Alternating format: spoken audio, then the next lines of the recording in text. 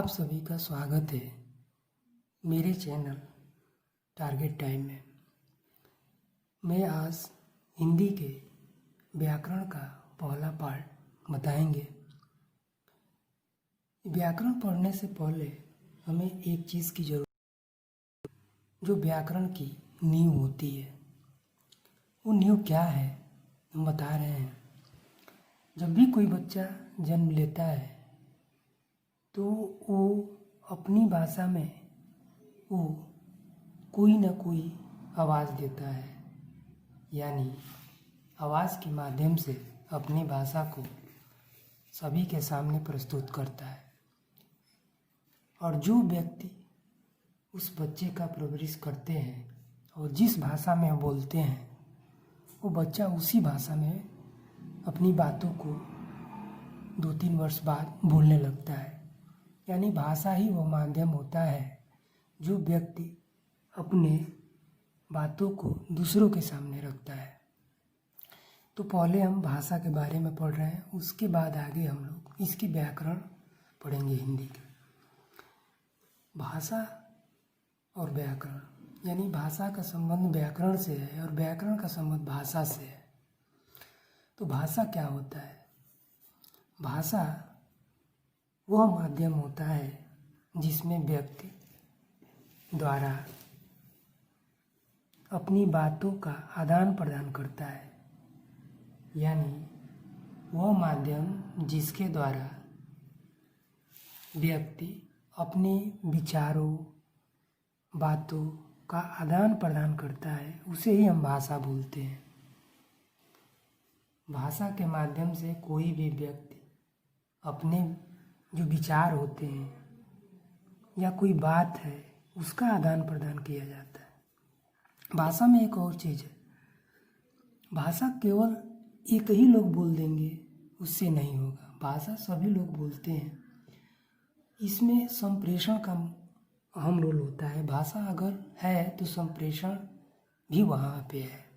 यदि कोई व्यक्ति किसी को कोई सामान लाने के लिए बोलता है तो वो व्यक्ति कहता है कि क्या क्या लाना है, चाहे कितने का ये मिलेगा। तो दोनों लोगों के बीच, यानी दो व्यक्तियों के बीच यदि भाषा का आदान प्रदान होता है तो उसे हम संप्रेषण बोलते हैं। भाषा किसे कहते हैं?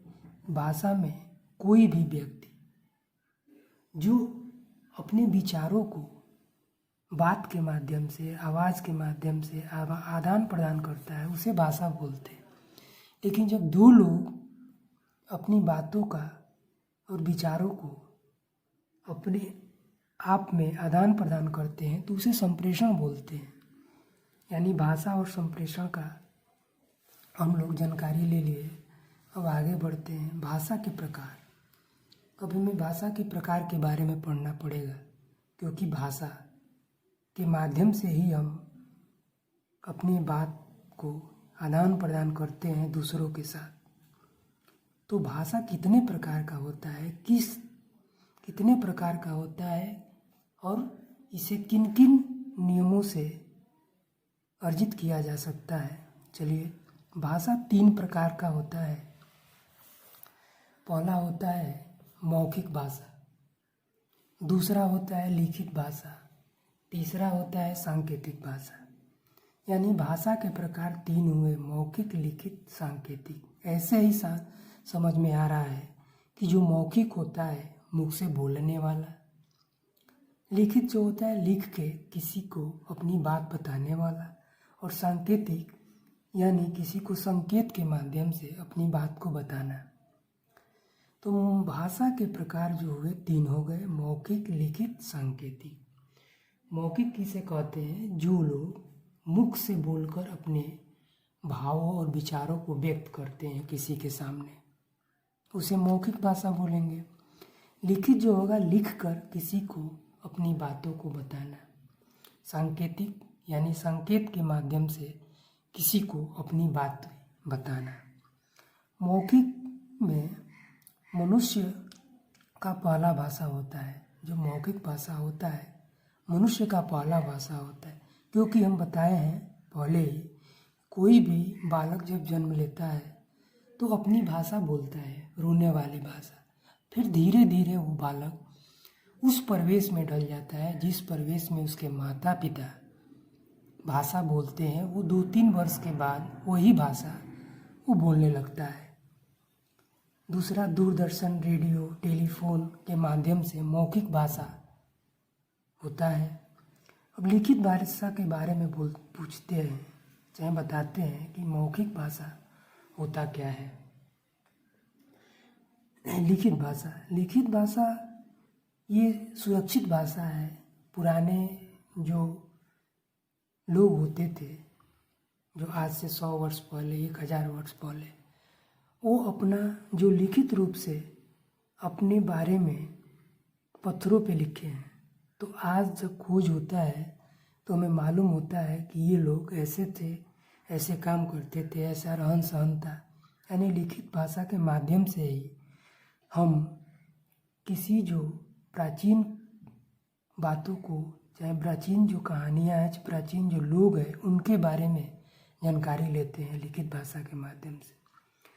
और इसमें जैसे कि साहित्य है यहाँ का, इस समय का, संस्कृति है, ज्ञान विज्ञान है, तो उसको लिखित भाषा में ही, क्योंकि आगे चल के इस भाषा का यूज होता है। तीसरा होता है सांकेतिक भाषा। इसमें भाव विचार संकेत द्वारा बताया जाता है। अपने भावों और विचारों को संकेत के माध्यम से किसी के सामने प्रस्तुत किया जाता है। तो हम लोग पढ़े भाषा के प्रकार: मौखिक, लिखित, सांकेतिक। मौखिक, मुख से बोलने वाला; लिखित, लिखकर अपने भावों को विचार व्यक्त करने वाला; सांकेतिक, अपने भावों विचारों को संकेत के द्वारा व्यक्त करना, सांकेतिक भाषा होता है। अब इसके आगे हम लोग राष्ट्रीय भाषा के बारे में पढ़ेंगे। राष्ट्रीय भाषा क्या होता है? विश्व में अनेक भाषाएं प्रचलित है, बोली जाने वाली बहुत सारी भाषाएं हैं। उनमें से जैसे भाषा संस्कृत हो गई, हिंदी हो गई, अंग्रेजी, फारसी, जर्मनी, ये सब विश्व में बोलने वाली भाषा और सारी भाषाएं हैं। लेकिन भारत में कौन सी भाषा बोली जाती है और कौन सा राष्ट्रीय भाषा है, उसके बारे में आगे। भारत में अनेक प्रकार की भाषाएं बोली जाती है, बहुत सारी भाषाएं हैं, लेकिन संविधान ने 22 भाषाओं को ही मान्य किया। और उनमें से जो 22 भाषाएं हैं, इनमें से एक हिंदी भाषा है जो भारत की राष्ट्रीय भाषा है। हिंदी भाषा है जो भारत की राष्ट्रीय भाषा हिंदी है, और उस संविधान ने 22 भाषाओं को मान्य किया है। अब ये देखते हैं कि जो हिंदी भाषा है वो कहाँ कहाँ बोली जाती है। हिंदी भाषा उत्तर प्रदेश में बोली जाती है, उसके सटे बिहार में बोली जाती है, मध्य प्रदेश में, छत्तीसगढ़, राजस्थान, हिमाचल प्रदेश, हरियाणा, दिल्ली राज्यों में यह भाषा बोली जाती है। यानी जो भारत में संविधान द्वारा तय किया हुआ 22 भाषाएं जो है, उनमें से हिंदी इन राज्यों में बोली जाती है।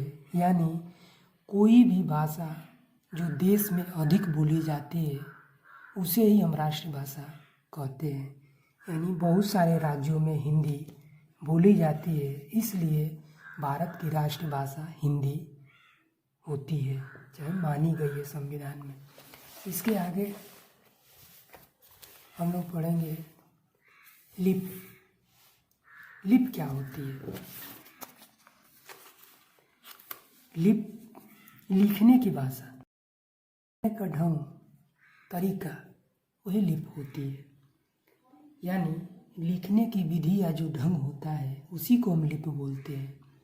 यानी जो हिंदी भाषा है वो किस लिपि में लिखी गई है, संस्कृत जो भाषा है वो किस लिपि में लिखी गई है, नेपाली जो भाषा है वो किस लिपि में लिखी गई है, मराठी जो भाषा है वो किस लिपि में लिखी गई है। तो ये सब जो भाषाएं हैं ये देवनागरी लिपि में लिखी गई है। यानी लिखने का जो ढंग होता है, तरीका होता है, उसे लिपि बोलते हैं। और लिपि देवनागरी लिपि में लिखी गई है। कौन?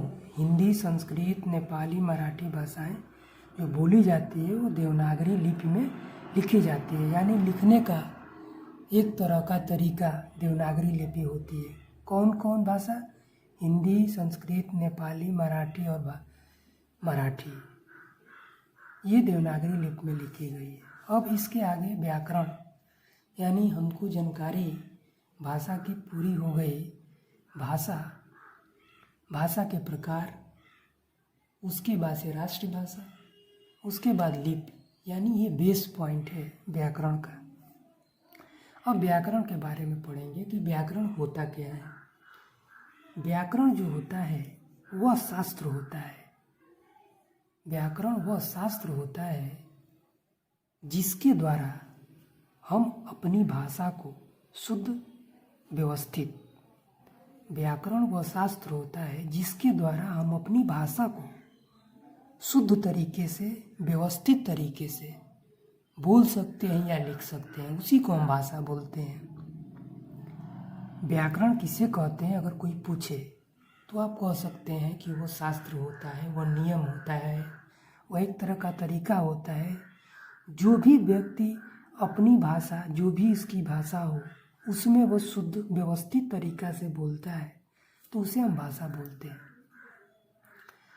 इस तरह हिंदी व्याकरण में हिंदी व्याकरण वह शास्त्र है जिसके द्वारा हम अपनी भाषा को शुद्ध और व्यवस्थित लिखते हैं। तो इसके लिखने के लिए और प्रकार के जो नियम होते हैं हम आगे बता रहे हैं। यानी हिंदी व्याकरण के अंग, हिंदी व्याकरण का अंग कितने प्रकार के होते हैं, वो कौन कौन से तरीके हैं जो हम हिंदी व्याकरण को सही तरीके से व्यवस्थित कर सकते हैं और बोल सकते हैं।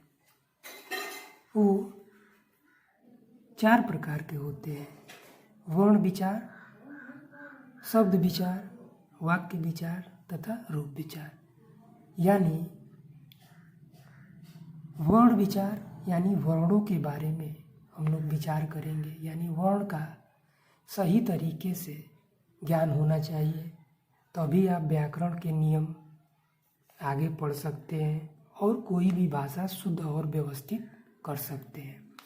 शब्द का ज्ञान होना चाहिए, वाक्य का ज्ञान होना चाहिए और रूप का ज्ञान होना चाहिए, तभी आप व्याकरण को अच्छे तरीके से शुद्ध और व्यवस्थित बोल सकते हैं और लिख सकते हैं।